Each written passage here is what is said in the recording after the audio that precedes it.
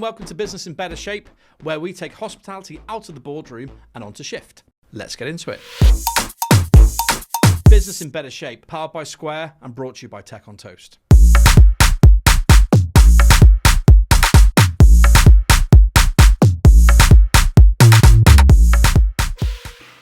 This episode's all about what operators actually want. Rosa's Thai has grown from a humble street food stall into one of the UK's most loved Thai restaurant groups, built on fresh flavours and fast-paced service. But with scale comes operational complexity, and the tech that's meant to help can sometimes miss the mark. In this episode, we're joined by Jonny Bramwell, Regional Operations Manager at Rosa's Thai, to unpack the growing gap between what tech companies build and what the operators actually need. Jonny brings a no-nonsense view from the floor, the tools that work, the ones that overpromise, and the daily challenges tech should be solving, but often isn't. With a sharp focus on planning, simplicity, and what teams on the ground really care about, this episode cuts through the noise and dives into what truly makes a difference during service. Enjoy the episode. And welcome to this week's episode, and welcome to my next guest, Jonny Bramwell. Jonny, how are you? I'm very well, thanks. Thanks for having me. You are welcome, my friend. Last time I saw you, we were delivering this research, right?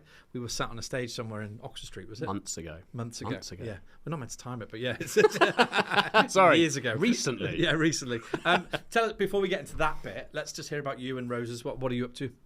How did you get there? Let's talk about how you got there first. Talk about how we got there. So I'm head of regional ops. I've got 22 restaurants sort of under my belt at the moment, if you will. Yeah. Literally. Just land grabbed a few out of London. Have you? Yeah. I love that when your region expands. Just to balance it out a bit, but they trade quite regionally, so very similar challenges. But no, before Rosa's, I was running the ops at Bounce, so kind of around the corner from here, a bit of ping pong, bit of food and I've held an event at Bounce with Cam Media. Who hasn't held an event at Bounce? It is such a good event space. Yeah. And before that, I had the joy of doing ops at Incipio, which is every sort of different bar and food business in London.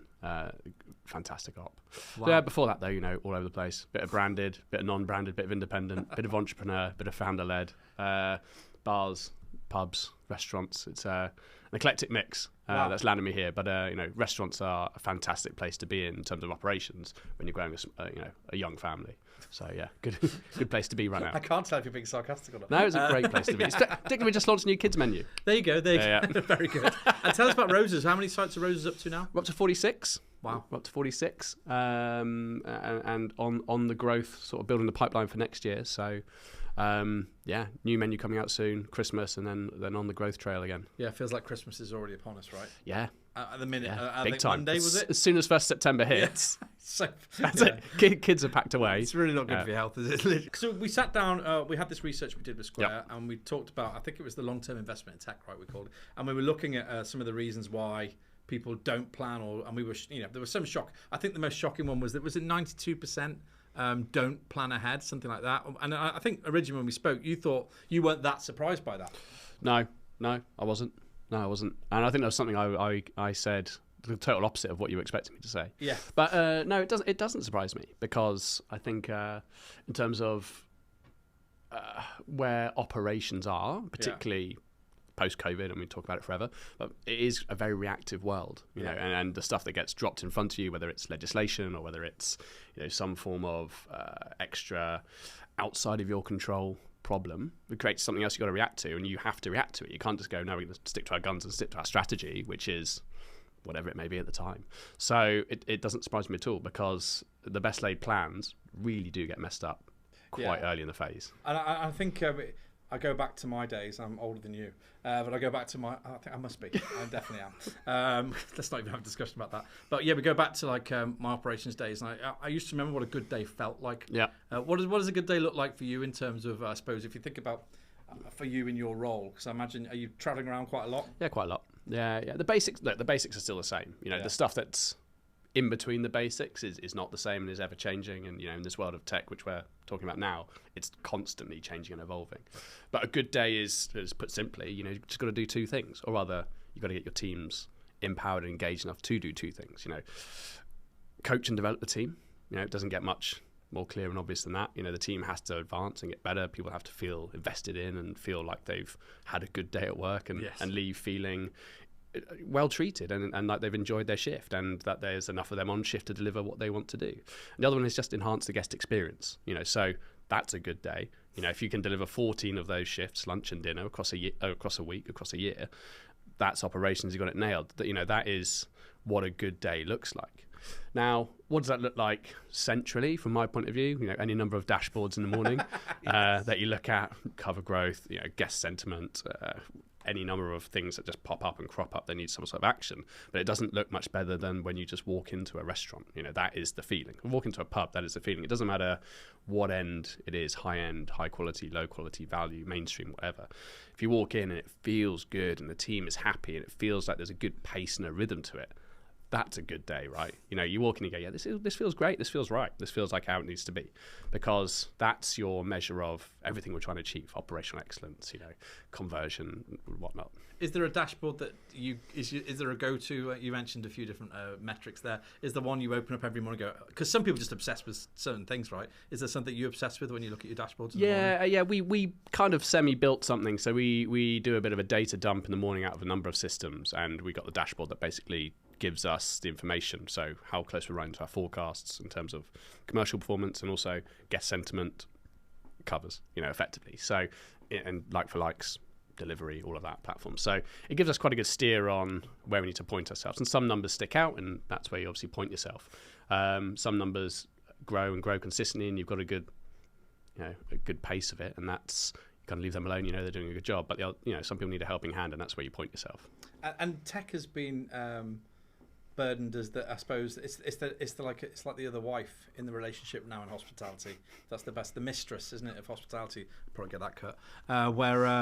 Where tech has come in and is starting to play, you know, as you mentioned then, a larger and larger part in the business, and it claims to solve lots of pain points, right? But where is it? What's genuinely helping? I suppose start with that bit, and then what do you feel is a bit more like noise at the moment and it isn't really supporting where you guys need to be? Yeah, I mean, interesting analogy, right? Because I think you say the mistress in hospitality would imply it's some sort of, you know, home wrecker, and I don't think it's that. I'm not sure I can put that on my website. I think it's okay. Let me requote that one. It's a disruptor to the norm. Okay, it's a disruptor what should be right, and I think if you go into tech thinking that, then you've already decided that's the wrong thing.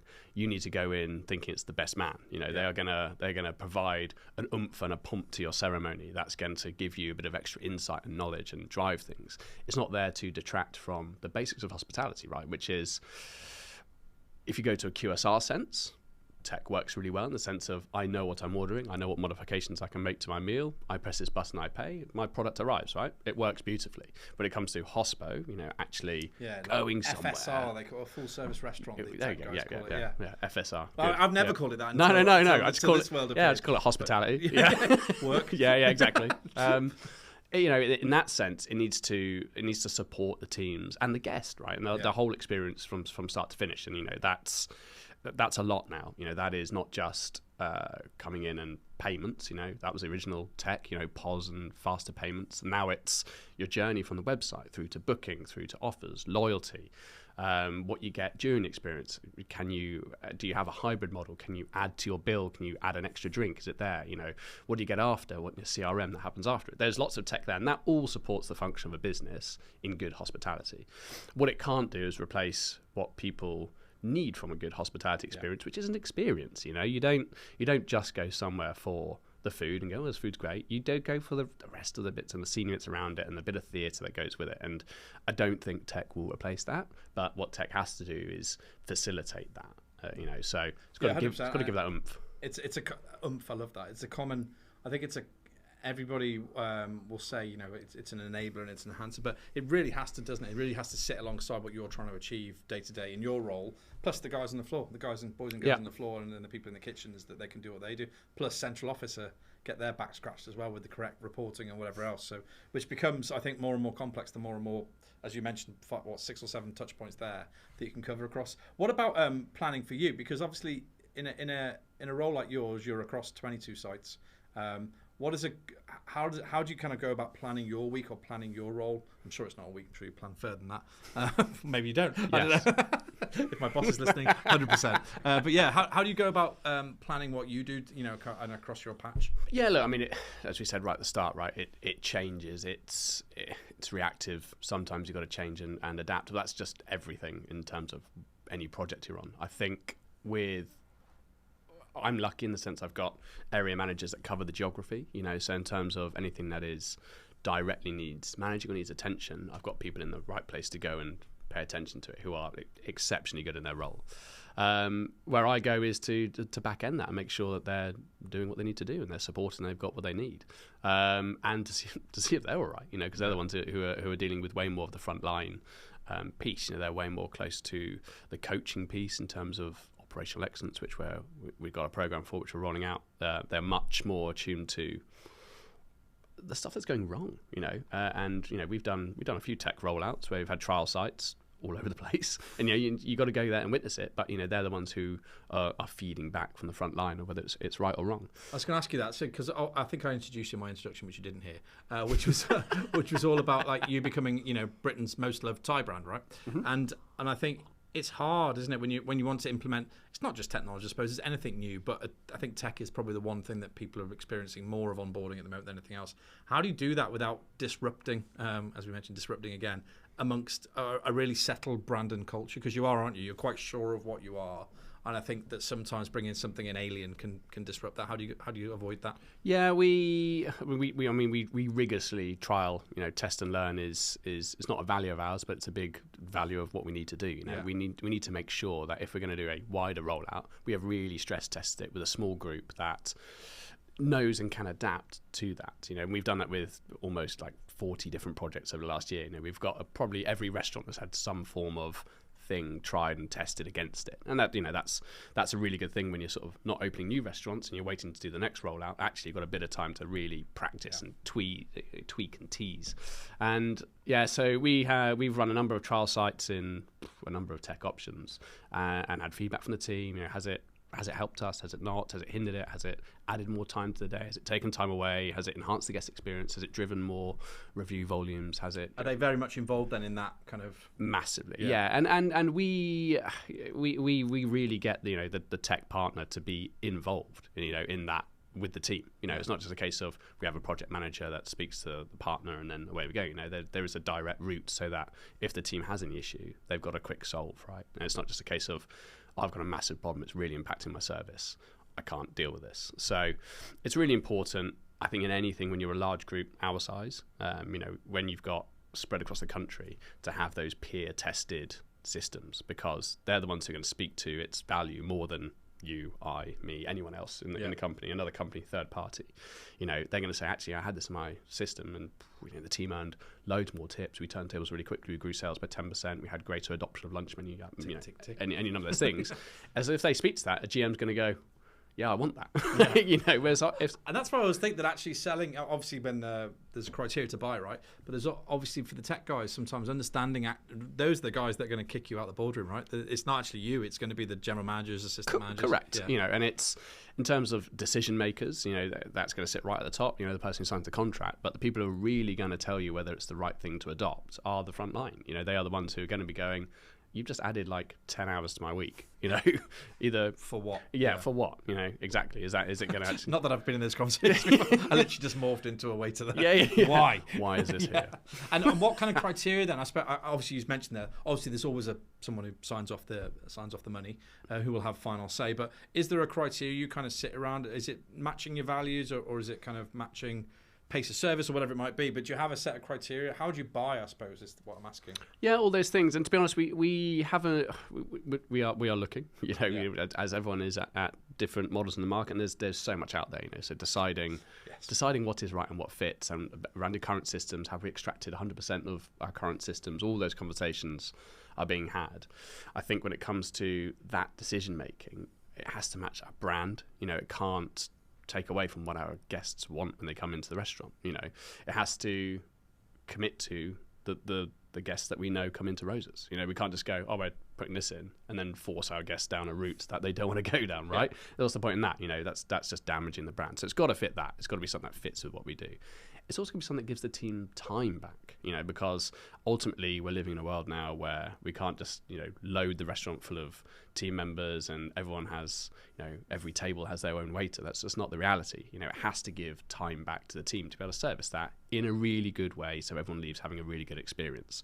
So as long as it sort of ticks those boxes, it's what the guest wants and it doesn't, hammer the teams. It's probably the biggest metric, isn't it? Time, I suppose. Getting time back, because it's all the other stuff is kind of noise. I think trying to prove, saying to your boss, "Oh, look, I've managed to save 30 hours." That's a lot of money. And it's important for many reasons. One, we are living in a world where cost pressures are painful towards conversion. What can we do with our team that is better for them? Well, we know generationally, people don't want to work 70, 80 hours and grow their career. They want to work 40, 45, be invested in, have a life outside of work, and feel like they've achieved success at work and be paid well for it. And that can happen in hospitality and does happen, but we need to have the stuff in place to be able to do that. People want that time. They want to spend time socializing. They want to have a family. They want to go to the gym, play football, whatever. That's crucially important, and wasn't, when maybe you and I were growing through the careers. He said, looking at me, looking tired, but yeah. Even on our map, right? And that's fine. I'm massive believer in that. And I think giving time to the team allows them to work on the business more, and that's where we've got real power from our general managers, is that our best businesses are not where the GMs in every service, they are having the time to go to plan, to look at the next month and see what's up and coming and go, right, I know I've got an event at Principality Stadium. We know it's going to be busy. We know we're going to have an absolute flood of people into the Cardiff restaurant. Tick, plan, done. You can deploy, we can recruit, we can do whatever. This weekend, I believe. Yeah. It's going to be a good weekend. Like that, yeah. So it gives us that chance to plan. It gives them the time for the GM to work on the business and know what they can do with their team, put the team on holiday or, plan sales driving events. If you give your GM that time and the team has the time, then you're going to have a successful business where everyone's owning their business and they can see the fruits of their success. So it is a really important point. And I think that's lost quite a lot in terms of systems. You go, this is going to be great, and you just go, well, how's that going to get me more time, in the business? How is that going to give us enhance the guest experience and coach and develop the team in the right way? Because if it doesn't do those things, what's the point, right? And the opposite effect is so damaging, right? If you put something in that, and I suppose nobody really knows until you put it in, but the opposite effect is pretty poor. And what about capacity? And I suppose in terms of sourcing, because we spoke before. You having time, for instance, to look at what's available, look at what's out there, speak to your peers, understand, go to an event, I suppose, listen to people on stage, whatever it might be. Although I see you a lot. But what's the... why do I keep doing that? I have so much work to do on this podcast. But you've got... It's a capacity thing for you guys as well, right? The decision makers, because you've just mentioned there, you're obsessed with making sure your teams are okay. Actually looking at what's coming up in tech. All the tech guys will obviously want to sell to you, but the problem is you want to understand what's going on. How do you kind of carve out time to do the strategic stuff? Yeah, I think I'd like to think I'm pretty tech savvy. I don't know if my peers would, but I like to think I am. And I am conscious that maybe in the 2 years since I was looking at, let's say order-based systems, for example. Yeah. It's changed massively, and I don't know what's good anymore. I kind of knew what was good or fit for purpose for what I needed 2 years ago where I was. If I was to go into that process now, I'd have to look at 10 different systems and figure out what's best and what's right for the guest, whether it fits the system, we're getting 100% extraction, what's the commercials behind it, all of those things.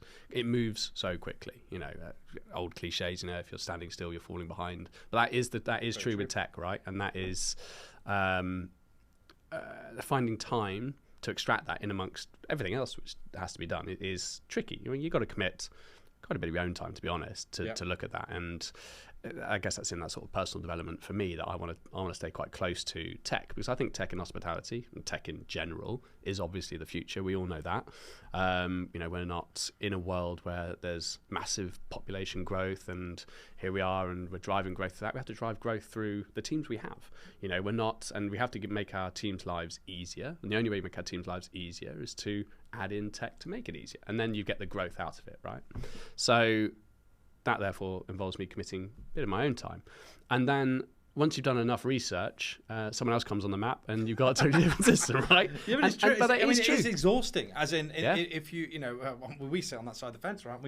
We're constantly having to see who's coming up, and I think it's a very competitive space, obviously, for them to sell from. And well invested, Yeah. right? So a new competitor comes along, and they have a lot of backing, a lot of noise, and maybe not so many tried and tested results, and they come saying, the roadmap, and the roadmap is long and has lots of cool things on it, but it doesn't allow you to make an informed decision, and by the time you have got to an informed decision, you kind of maybe snowblind to a degree. I was going to say, would you say as a group compared to an independent, are you more risk adverse in those kind of buying situations where you would look at an incumbent coming in going, hey, because they might be well invested, they might be built on AI, so everything's they don't need 20 salespeople or 20 devs. They're doing it all on the fly. But I guess for you guys, that's not a risk you can really take with a group that big. No, a rollout to 46 restaurants. We need to know that what we're going into is going to be something that's going to be future proofed, and it's something we just can't roll back. Right, you just can't take that risk. If you were 2 or 3 sites and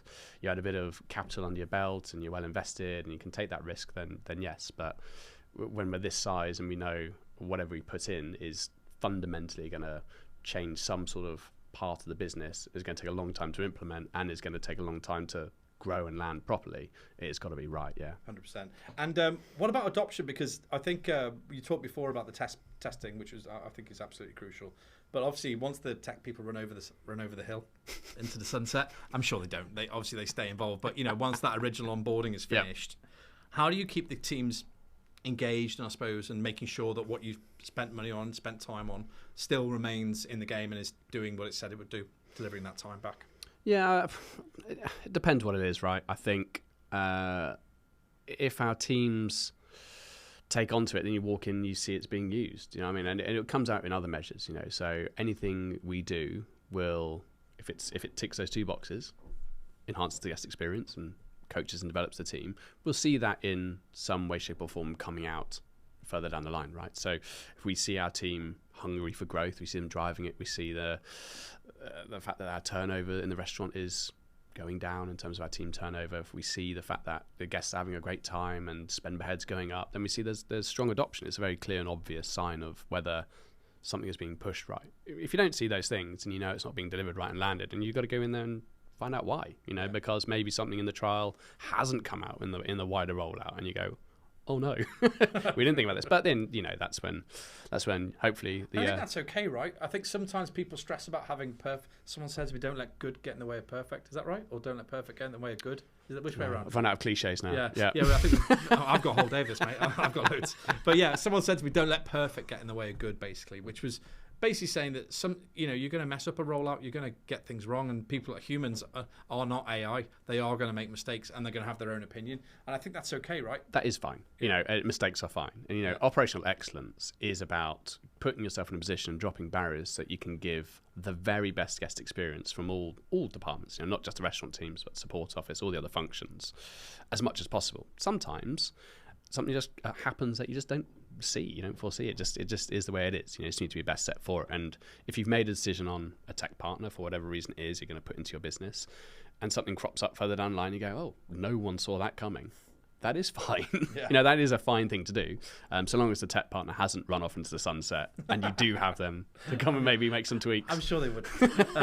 And I suppose I'm walking down the road a little bit here. Fine. If you had a bunch of tech partners here, sitting around the table with you, what's the one piece of advice you would like them give to them, whether it's about once they're purchased or what you're doing? Because operators will watch this thinking, okay, he's got a large group, he's working with these guys. If we had some power, what could we tell these guys to do? What would you like in terms of support, I suppose? It's kind of everything we just spoke about. It's let's not in terms of what each operator wants, and I'm talking from an FSR perspective. Thank you. We need to be in a place where whatever we partner with, whatever it is in the future, does what we need to do in terms of growing our business in the right way for the future, in terms of giving the team more time so they can focus on their own personal development, their own time, their own space, so they are engaged and motivated at work, and gives the guest a better experience. That's what I know we'd need. That's what anyone in our company would say we'd need if we partnered up with a tech partner. But every business is different. And I think when it comes to the hard sell, and believe me, LinkedIn mail has a lot of hard sells in it. Is that your one piece of advice? Please stop mailing me. Please stop mailing my LinkedIn mail. I mean, I love it, but I just miss all the good stuff. But it is the reality of that, though, because it's interesting, right? Because I think we all get it in different ways. Basically, you just don't look at it. Yeah, correct. Yeah. Correct. Because it's just, but it doesn't. No one takes into consideration what we need, right? And what we need is. I mean, I think apparently I own 3 hotels, but yeah. So, and you're doing a very good job. Thanks, mate. Just balance it off with this. But no, you're right, because it's the hard sell is fine if you really know what the person you're trying to go for the hard sell needs, and you need to understand the business needs and what the people who want to make a decision. I think if I read it and it spoke to me, I probably would read the whole thing. Yeah. But I get to line 4 and I'm like, oh no, I don't have. And then they full name. They full name. They call me Jonathan, and I already know by then you've not done your research. There's a note. You wait now. But there are some really good systems out there, and people who I've met in expos or the various stuff that we've sort of been together with, who are doing some really good stuff, and those systems and their kit is relevant to us. But there are a lot of people also doing that, So in terms of getting down to what we need in the future, that's going to take a bit more time. But other businesses are different. If I was a pub business, we were chatting about pubs and different pub codes before. They're going to want something totally different too. They're going to want a totally different solution. Whether you are the value end or your community local pub or your big high street, every single business will want something that is a different fit for their guest and for their team and what they want to achieve. And tech firms understanding that, not just from an ops point of view, but from a marketing point of view, how much information do you need to extract from the guest? Do you want a loyalty scheme? Do you not? Is that worth it? Is that what they want? There's so much to it now that isn't I think you just explained it there actually quite clearly. You was know your customer. So if a tech partner is coming to sell to you, which is perfectly fine, that's their job. But understand, actually do some deep research potentially on Jonathan and make sure they doesn't own a hotel or whatever it might be. But I think that route's really interesting, because LinkedIn is a powerful tool, right? We spend a lot of time on there. I think a lot of people go to buy on there, or not buy, but they'll do a bit of their research on there. They'll look through some of the, I'm sure you've looked at tech companies in the past on LinkedIn. Yeah, I think LinkedIn has been on a journey in terms of its usefulness. And I think it does have a use at the moment in terms of connecting hospitality with tech, because you go 20 years ago, the first pub I ran, I was entrusted with the keys when I was 19 years old. It had very much a, open all hours till that attacked you when we needed to, but cash only, and it was 94% wet, 6% breakfasts, and it was a stunning pub, a great pub.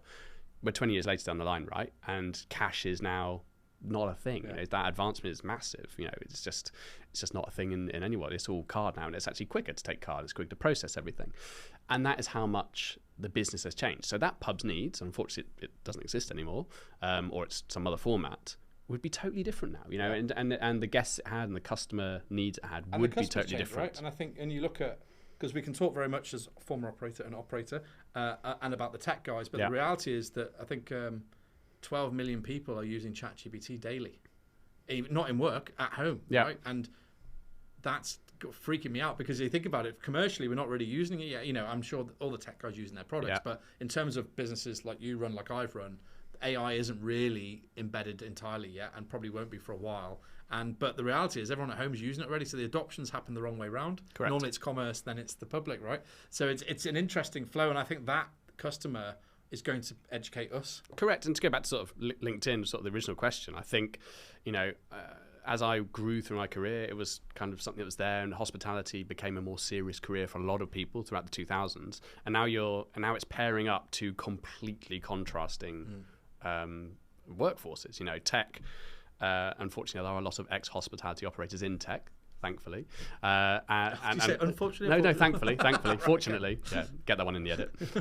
Fortunately, who understand hospitality and what it needs. And LinkedIn is actually quite a good platform for joining that up, as long as it's done in the right way. And I agree. I mean, when I was an ops, I only ever used LinkedIn if I was looking for a job.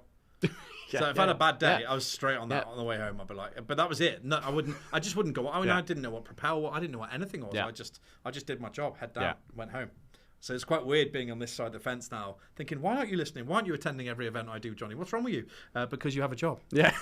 So sometimes we forget. But look, I mean, really, it's great to have you on because actually, I think when we dissect this report that we did together last time, it's great to understand some of the reasons why. And we had like a 45-minute panel. You get to speak for like 2 minutes, so it's great to do a bit of a deep dive with you. People will have found you interesting, I'm sure. So if they want to reach out to you, how do they get hold of you? They can call me Johnny. Anyway, yeah. I do go through those mails every now and then, but if I don't respond, once a year, But so LinkedIn's probably the safest space, definitely. Right? Okay. Reach out to Johnny on LinkedIn. And what's next for Roses? Any new sites coming up? So next year we've got quite significant. I'm in the pipeline. Yeah, the growth trail is there. You're going to keep it all secret? Ready and bubbling. Yeah, definitely. Of course. Got to keep something. What's your latest site then? What's the most recent one you've done? Is it Cardiff? No. Cardiff was a few years ago. We did Reading at the start of the year, which came out the traps pretty hot. Really, really solid opening. Great team, great location. Where is it in Reading? It's in Jackson's Corner. It's a bit of an iconic building locally. It's very much, it's very nostalgic for people in Reading because it's where everyone who lived in Reading, no one really leaves Reading, bought their school uniform. It was an old school department store, the old vacuum tubes, sending the money up, and it has a real nostalgia to it. But it was closed for quite a significant period of time because it had to get hospitality level services into it and COVID disruption, what have you.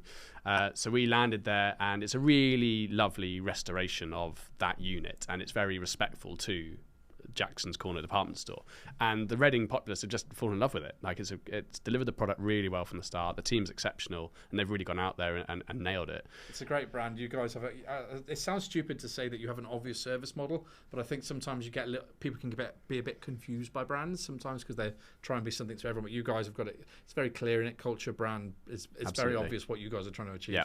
And achieving, by the sounds of it. Yeah, absolutely. And it's been a very good year for us. I think in terms of our performance against. Not over yet.